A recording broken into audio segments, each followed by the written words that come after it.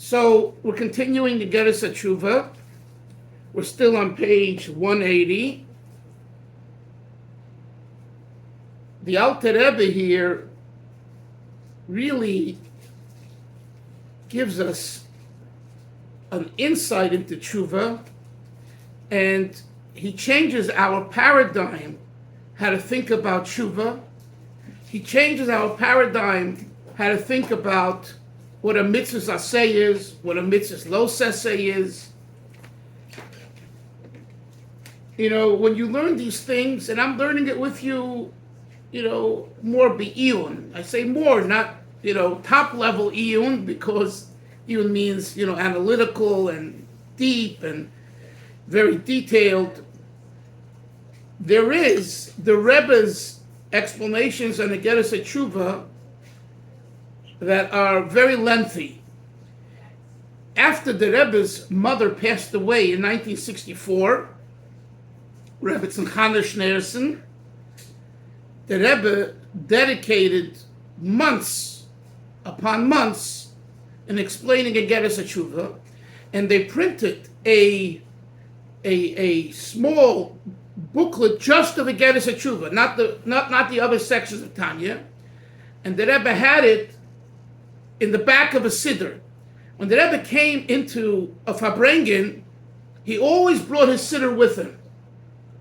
When he came to daven, of course he had a siddur, but even at a Farbrengen, why did he need a siddur at a Farbrengen? Do you guys know? Because when it was time to finish the Farbrengen and to make an after blessing, he would open up a siddur and read from the siddur the after blessing. And he was teaching us that this Lubavitcher Rebbe, who for sure knew by heart the bracha achrein of ala michya and ala gefen, you look inside the siddur. These are things that I grew up with.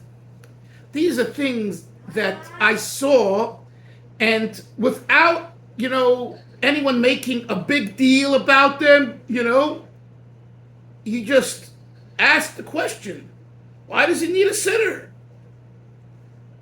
Because a Yid davens from a siddur. Even the Lubavitcher Rebbe davens from a siddur. So in the back of that siddur, for months he had this kuntras of Igeres haTeshuva, which he expounded almost every Farbrengen, at great length.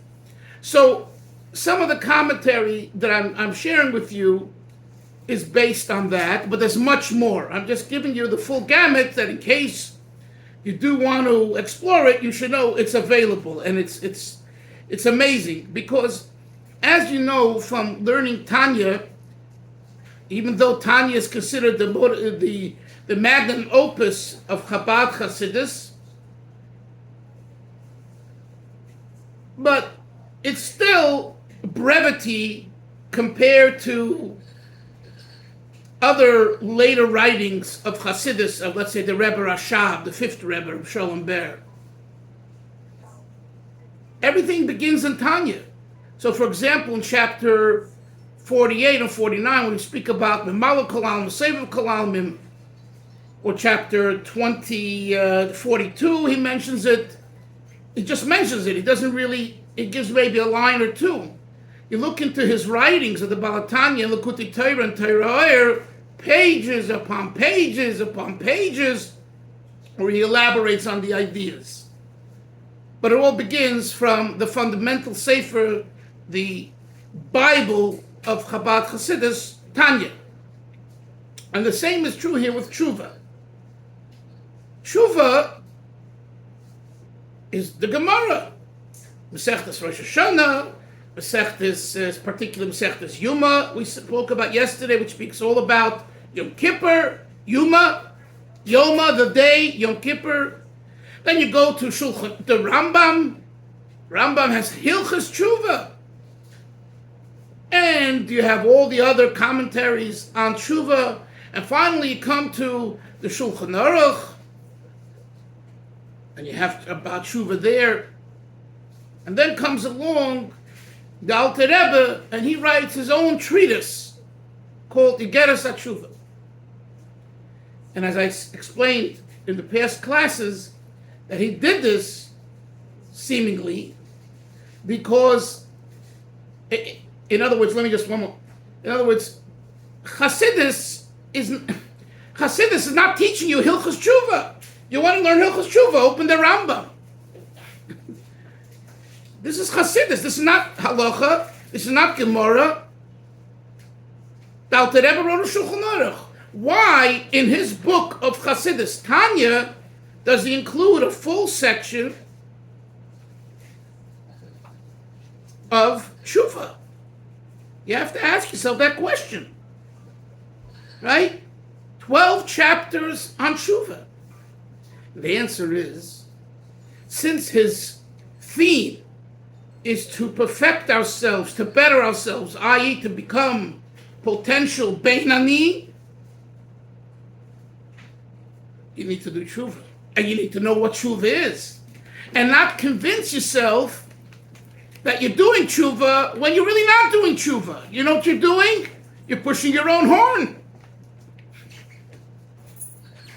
You know, the previous Rebbe would say, in the name of his ancestor, I think the second Rebbe, the Dovber,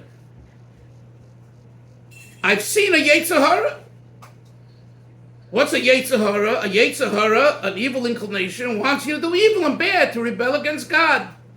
That we know how it looks and it feels, all of us, right? But I've never seen a Hasidic Yetzer Hara. Velvel, have you seen a Hasidic Yetzer Hara? What is a Hasidic Yetzer Hara? You know what a Hasidic Yetzer Hara is? 1 second, sir. I know you know.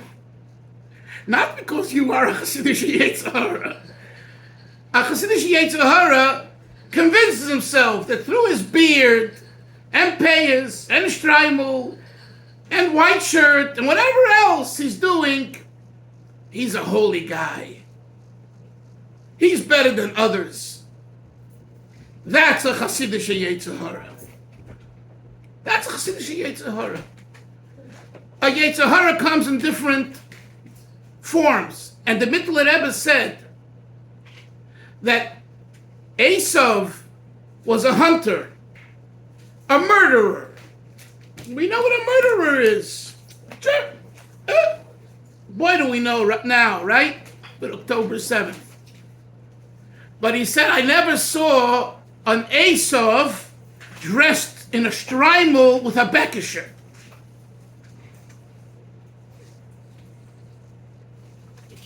When you learn this section in the Igeres haTeshuva, we will wake up and start realizing more about our own Hasidic Yetzer Hara. Yes, Isser.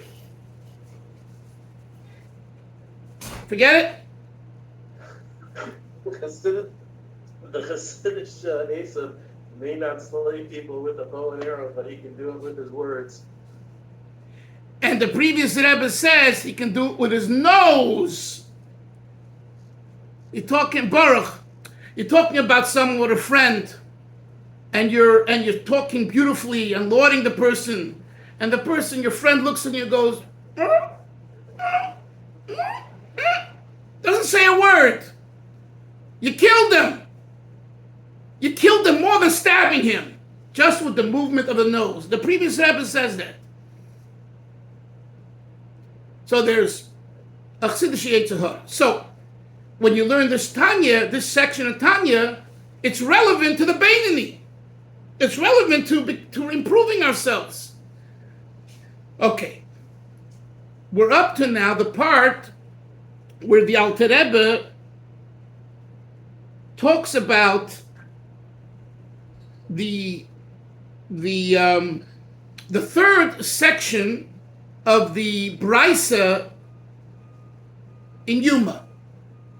That's Pei Vav, I believe.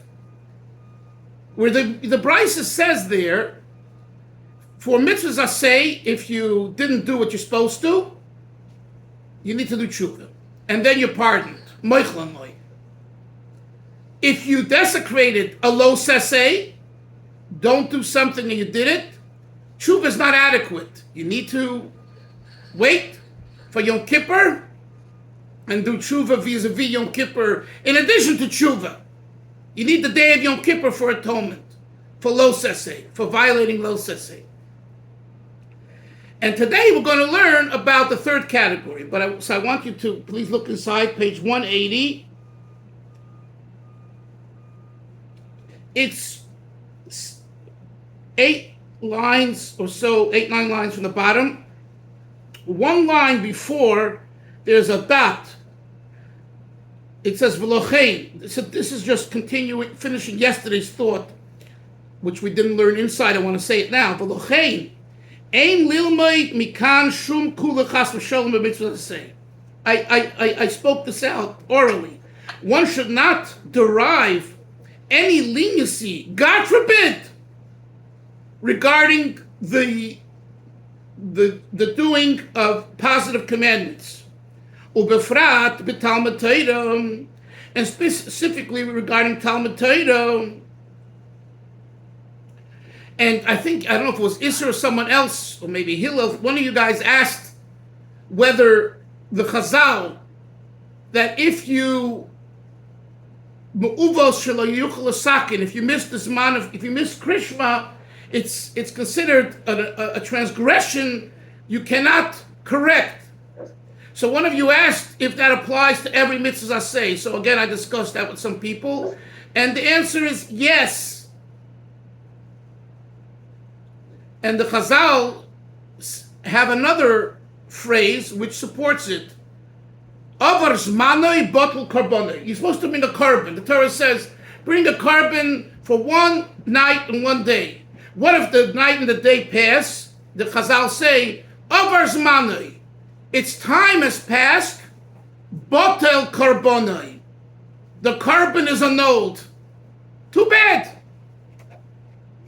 Because what you needed to bring down vis-a-vis the carbon, you missed that opportunity. You could bring another carbon and get it and do another drawing down of energy and light, but this carbon, you missed.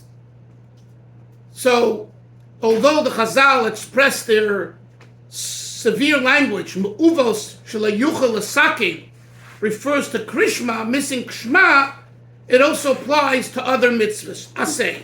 But I want to go back to the text. I just wanted to answer that question. On the contrary, Omer Azal, Viter HaKadosh Baruch Hu, listen to this Chazal. Viter HaKadosh Baruch Hu al Avodah Zarah, Hashem, Viter. You know what Viter means? Viter means he gave allowance for the prohibition of idolatry. If you worshipped an idol, Hashem says there's a way of doing tshuva, and I'm allowing you to make it up. Although idolatry is amongst the mitzvah, the negative commandments, which isn't just you need a tikkun, the punishment of which is krisus, kares, excision, umisas bezdin, the four misas bezdin, the 4 death sentences attributed by the bezdin, given by the bezdin. Say Chazal that when it comes to idolatry, although normally that should be the punishment, Velvel, right? Kores and Mrs. Bezdin, but Viter, they found a way, an allowance where you could shape up, make it up, do tshuva, and you won't get the punishment. But the low Viter, look at this, they didn't make allowance al bittul Talmud Torah. You hear that? Why? If you ask someone, Avram, if you ask, study of Torah, I think Avram, maybe you were the one who asked that question. The study of Torah every moment, right? Right? It's from one of the 3 mitzvahs that are impossible. That's right. That's the Alter Rebbe brought in chapter 1 of Tanya. Nevertheless, the opportunity of what was supposed to be drawn down to the world in the world through your learning of Torah, you missed it. 1 moment, 2 moments, 3 moments, whatever it is, that moment is gone. And Chazal say lo viter. That's not from the Alter Rebbe, that's from Chazal, the sages. They didn't give allowance. The question is why? Why for idolatry? Could you imagine bowing down to a Buddha? If you know what a Buddha is and you know what you're doing, not if you were a lost soul and you ended up in India and you bow down to Buddhas and you really don't know what you're doing, you ain't getting punished. We're talking about someone who knows what idolatry is and knows what a Buddha is and knows what they're doing and they want to engage, they engage in that activity. That's Avodah Zarah. By the way, I'm not saying that even if you didn't know, there's no level of tshuva. There is, but we're talking about in this context, right? Because the Alter Rebbe says, not the Chazal say, a stain was made. Even if you don't know what you're really doing, the fact is the act was done. And since the act was done, a stain was created. A blemish was created. You need to do tshuva for that. You need to be misaken. You need to be mitaken that. And there are ways of being mitaken that. For example, the Rebbe writes in his letters to people who say they missed, let's say, a day putting on tefillin. So the Rebbe tells them to learn Hilchas Tefillin and to encourage other people to put on tefillin as a tikkun for their own missing tefillin. No? So let's say you realize, when I was 17 I didn't put on tefillin, and you want to be mitaken that, you can. How? Go out and put on tefillin with other Yidden. And by you bringing the mitzvah of tefillin to others, including to 17-year-olds, that's a tikkun for your own 17-year-old missing tefillin. That idea. Right? So for Avodah Zarah, Viter, Chazal gave an allowance. But when it comes to Talmud Torah, lo Viter. That's a very puzzling statement and a very harsh statement. But based on what the Alter Rebbe is teaching us over here on the first page of Igeres haTeshuva, it makes sense. And the issue is, ha'or nedar. Those were his words earlier. The energy, the light, is lacking. Tikkun, so we have to remember, I want to repeat this because this is the essence of the Nakud point here. The difference between Tikkun and Or, Hamshochas Or, drawing down light vis-a-vis the mitzvah. No Tikkun can create that energy, that light that needed to be done through the mitzvah. The tshuva that the Alter Rebbe, that the Mishnah says for not doing the mitzvahs asay, you need to do tshuva. He pointed out to us in the Peh Shiurim, that's for the rebellion part. In other words, when not doing the mitzvahs asay or violating the mitzvahs lo sasay, and even the third part that has krisis of Mrs. Besdin, there's a common theme called rebellion. I rebelled. For that, you need to do tshuva. For that, you need to do tshuva. Menashe, please mute yourself. I beg you, please. For that, you need to do tshuva. For that, you need to do tshuva. So, remember, Chevra, there's 3 nekudas here. There's when we do a mitzvah asay, we draw down energy, that particular mitzvah at that particular time. For that, there's no makeup. Either you do it or you don't. It's either you got it or you missed that opportunity. The fact that tomorrow you're not tefillin, it's another day. It's another brownie point. But yesterday's brownie point, you missed. And Baruch was asking me about that yesterday.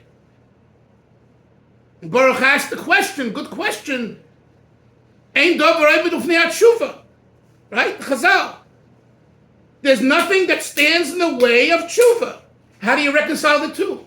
So, I explain, based on what it says here, the Ein davar omed ufnei haTeshuva is regarding the rebellion, that you rebelled against Hashem, that you didn't put tefillin on today. But Ein davar ufnei haTeshuva does not draw down the light. The light was missed. The energy didn't come. Then there is the second category of mitzvahs, lo saseh. There you need tikkun. And today we're going to learn now regarding the third category mentioned in Yuma, where here you need kapara. Let's look inside to see what kapara is. Girdle yourself up and hold strong, because it's a tough part of the brisa. Okay? But we're all men, macho, so we can do it. Let's do it. Let's go further. Oh, varal krisis u'misas bezdin. What if a person desecrated a lo saseh, one that the punishment of which is excision, krisus, kares, u'misas bezdin, and the death sentence given by Bezdin, like Avodah Zarah and other things over there, tshuva, doing tshuva, v'yom kippurim, and the second aspect of celebrating Yom Kippur, doing Yom Kippur, toilin, they keep you hanging. In other words, you're kind of out of all, negativity. You did tshuva, you did Yom Kippur, but you still are not scot-free. That's the idea of toilin, hanging, toleya, tolan. Visurin mimarkin,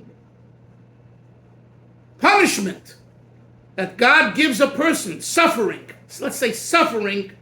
Mimarkin cleanses away that sin, and you're clean. Pretty tough. In other words, just take it at face value. At face value, surin mimarkin. And by the way, Chevra, sometimes nebuch, you hear a person who's suffering, and he wants to already die because he's suffering so hard. His body is suffering from illness, and right? I've heard about people, some of which I knew, they accepted and they said, I needed to go through. Surin mimarkin. Suffering cleanses.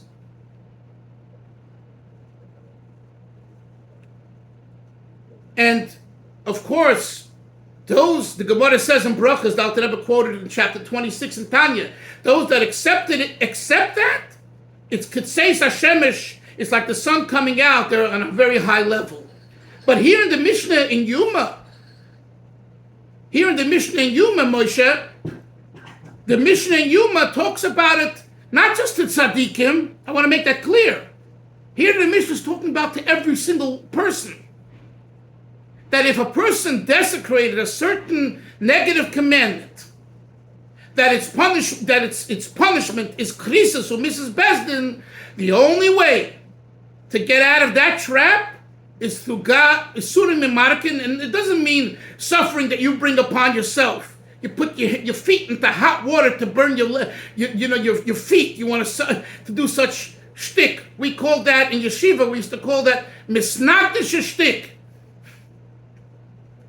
Like, in other words, cut it out, or I'm going to roll in snow, or put honey on me so bees can bite me, or go into a store and humiliate myself. When you go into a grocery, you say, do you sell nails and screws? The guy looks at you, are you out of your mind? And why did they do that? To humiliate yourself. That we called in yeshiva, excuse the expression, misnagdish shtick, meaning stupidity of those who think that they'll become closer to God through humiliating themselves. You don't need to do those type of shtick to be humiliated. Just realize how low you are, how great you could be, and how insignificant your avodah is and how much more there is, and you should be humbled and broken and frustrated and then go further.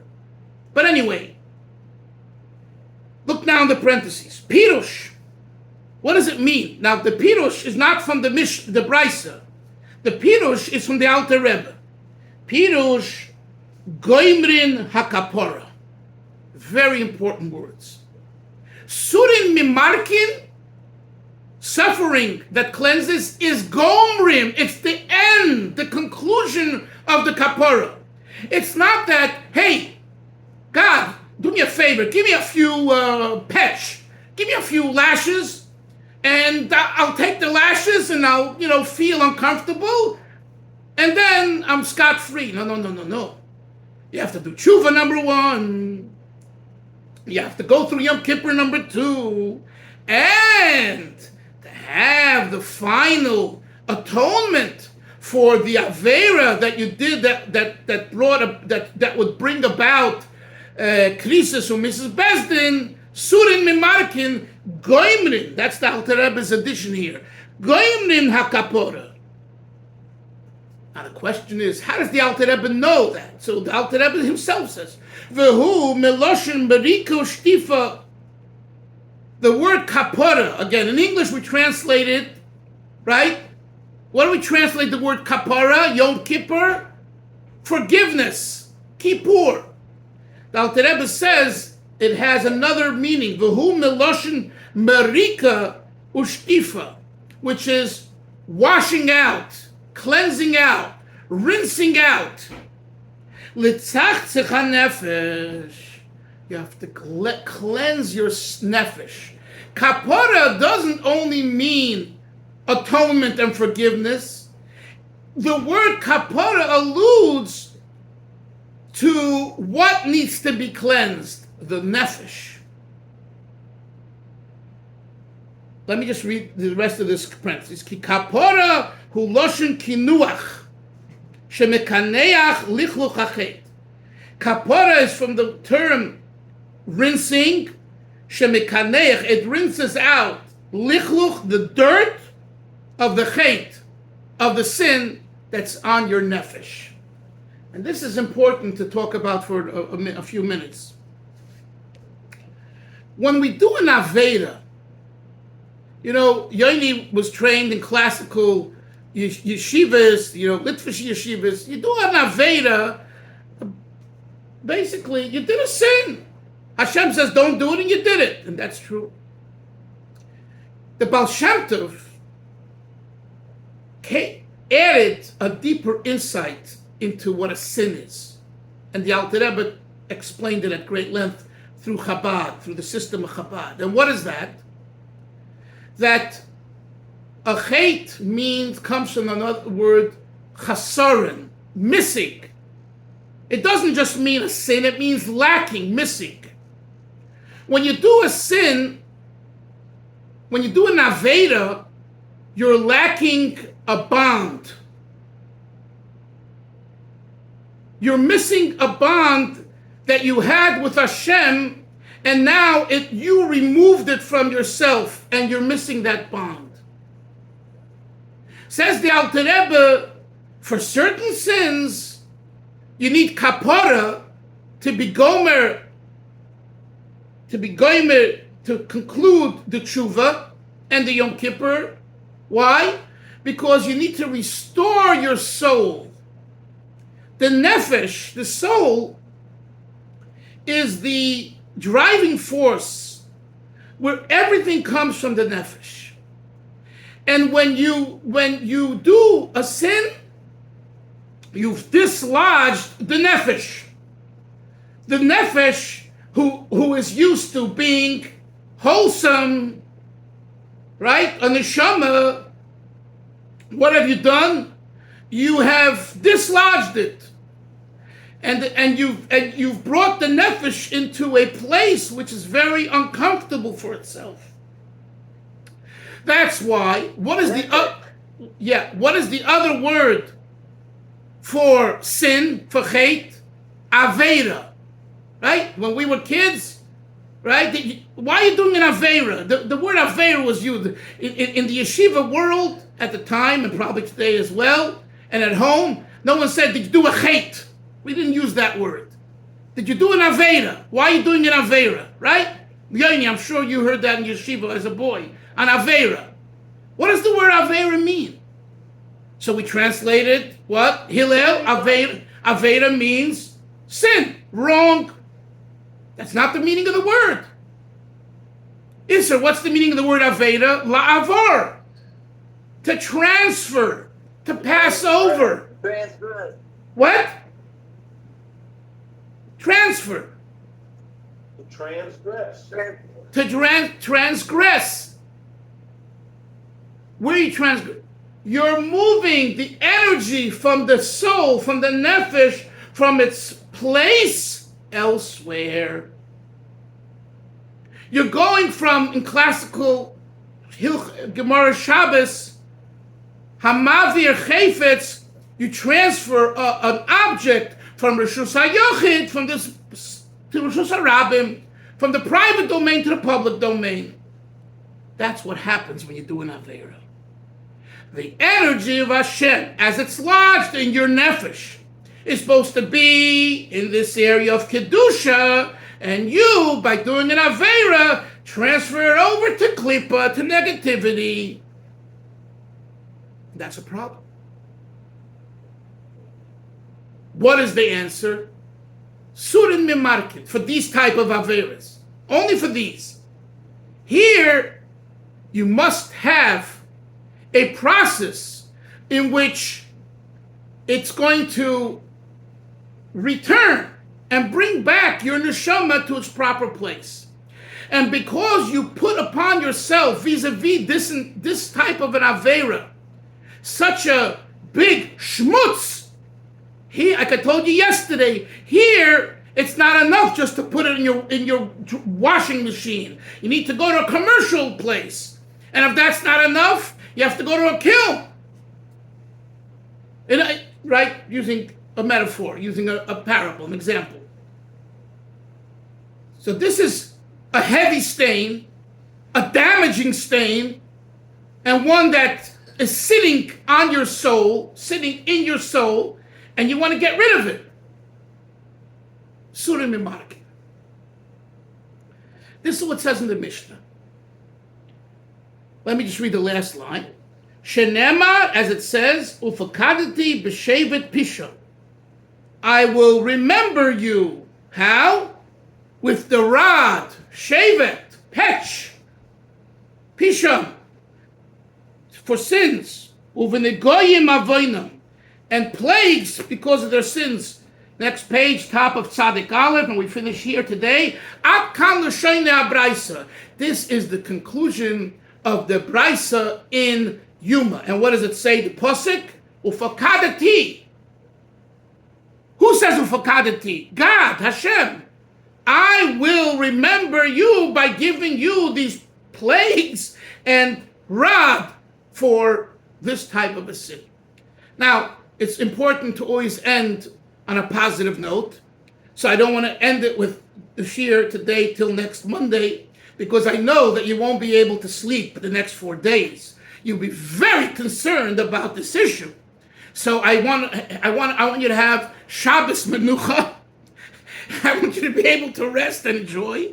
So therefore, we need to end with something positive. And what is that? And that is that when you learn this Mishnah, this Brisa, and you conclude it with this severe antidote, and it's heavy, it's troublesome, it's uncomfortable. So a believer, a yid who's a maimin, a believer knows that it's for their best. And it's important to know what classical, traditional Yiddishkeit is. You know, Chassidus and Musar, and today we live in this world where anyone says whatever they want, that's all good for, pastime. Instead of drinking a beer at the seventh inning stretch, we'll engage in that activity. But for us who are students of Torah and people who are learning and have families, it's important to understand that this is classical Yiddishkeit. This is tradition. And why is that? Yeah, you have to believe. What do you have to believe? That you're held accountable. This isn't just like you do whatever you want. And it's important to know that. The previous Rebbe writes in a mimer that if bringing to mind such things will prevent you from doing such sins, it's all worth it. That's not the Hasidic way.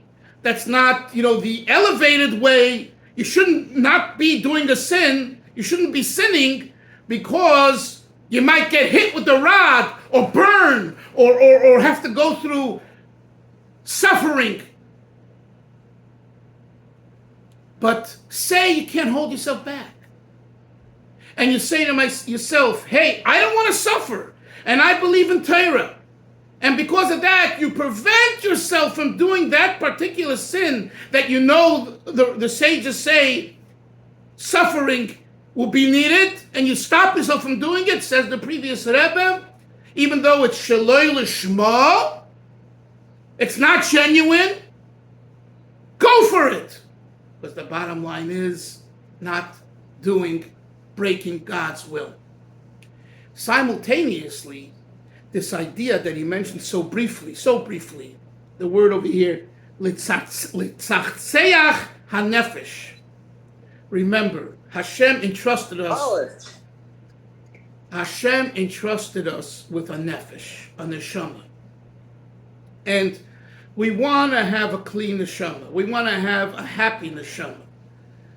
So before we engage in shtuyot, ask yourself, is it worth it? Is it worth it? The pristine soul that God gave me, that can do so much and helps me so much, why do I want to take that and put it into, excuse the expression, but it's the Alter Rebbe's expression in I think chapter 46, in a toilet bowl? That's what the Alter Rebbe says in chapter 46, if you forgot. He said it's like taking the head of a king and stuffing it into a toilet. Why do you want to do that? The answer is, if I'm cognizant, no, I don't want to do that. Oh, you're not cognizant. You need a wake-up call. Say l'chaim, go to a fabrengen, learn a mimer, talk to a chaver, and then you'll wake up. You'll wake up. Last night, I had to tear myself away from a fabrengen at 1 o'clock in the morning. A Jew from Kfar Chabad was here for a simcha, and he grew up in communist Russia and Chernovitz. His name is Rabbi Vyshetsky. I think he has a son in Europe as well.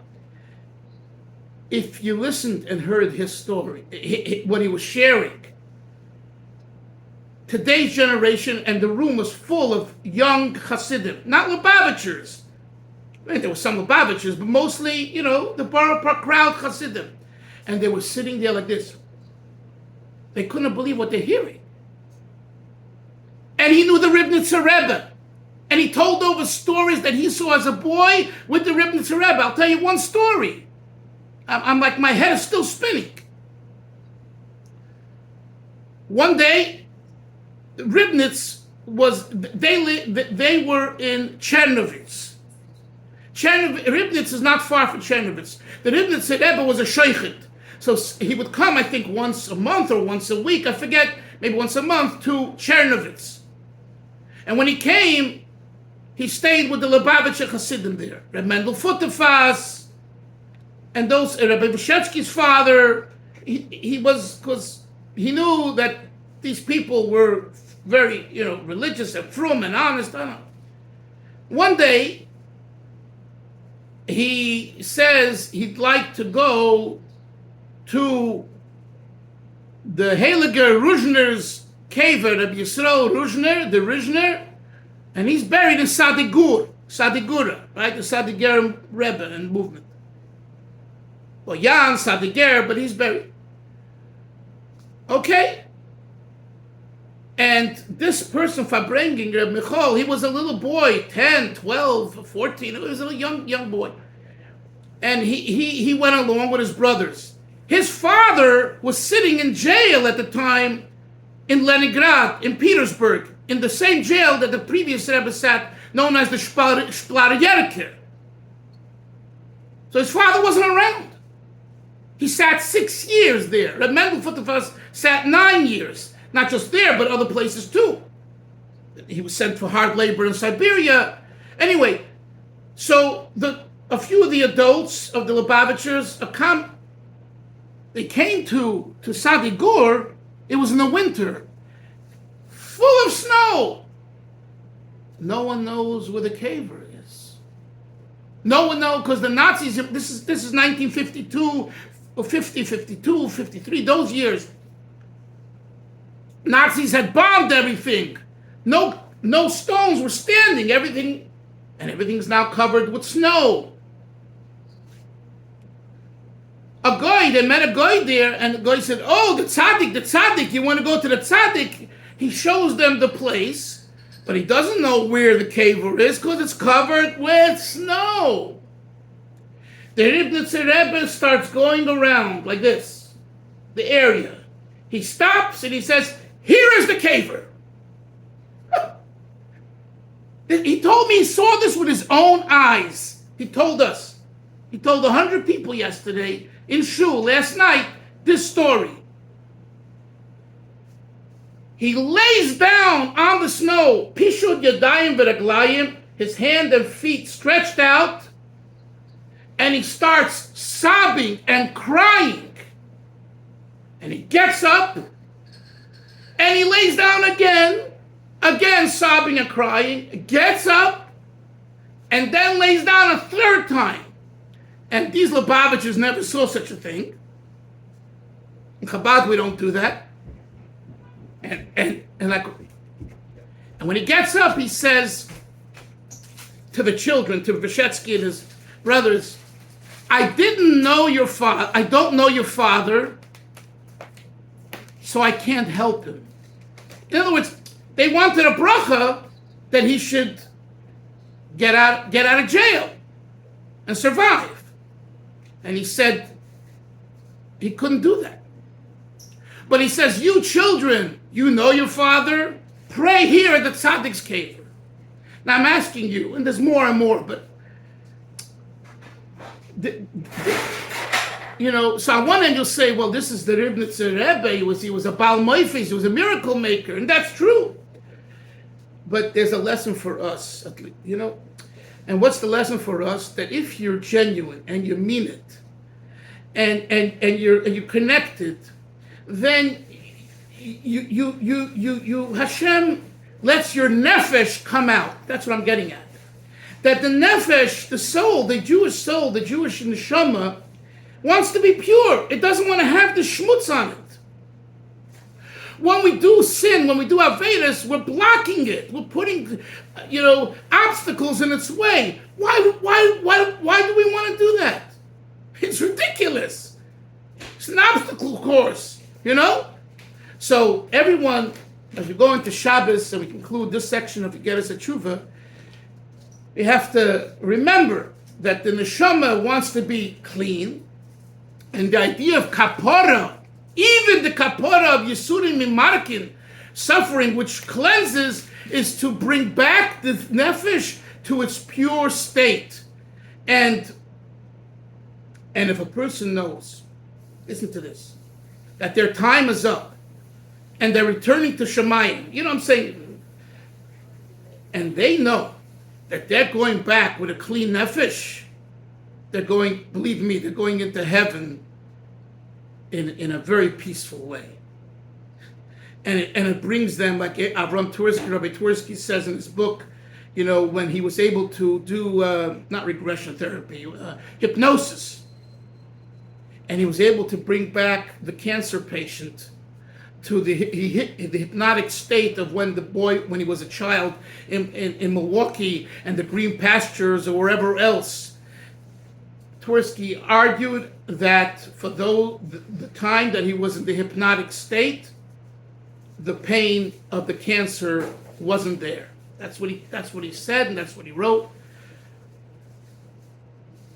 And I can understand it, not from the therapeutic and medical way, because I'm not in that field and don't know that field, but based on what it says here in Tanya, and this idea that I'm sharing with you, that when you come to a place that you know that your nefesh is tzachtzich, is cleansed and pure, that time the pain dissipates.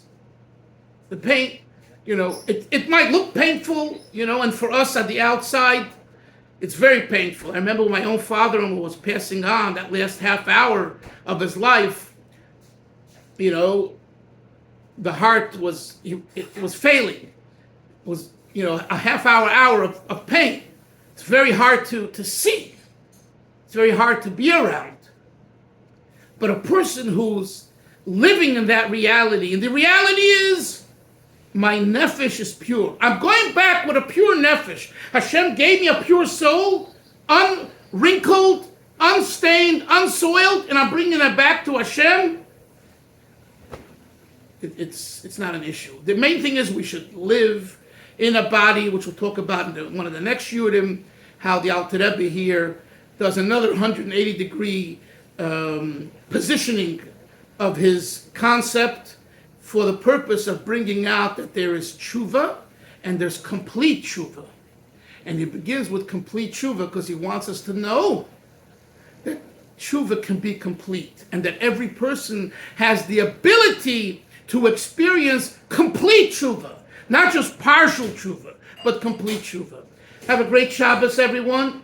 We'll see everyone Monday in Mitzvah Hashem. Zayt gesund, Psuras Teva. Love you all. Take care. Hatzlacha Rabba. Bye-bye.